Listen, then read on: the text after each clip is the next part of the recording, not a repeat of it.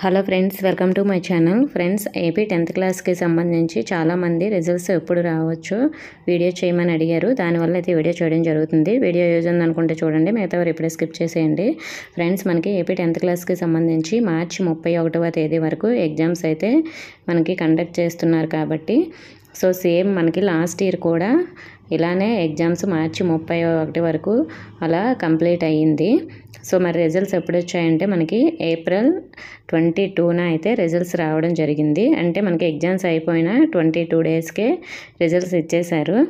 మరి మనకి సేమ్ ఈ ఇయర్ కూడా మనకి మార్చి 31తో ఎగ్జామ్స్ కంప్లీట్ అయిపోతాయి. కాబట్టి మనకి రిజల్ట్స్ ఏప్రిల్ లాస్ట్ వీక్లో అయితే ఖచ్చితంగా వచ్చేస్తాయి.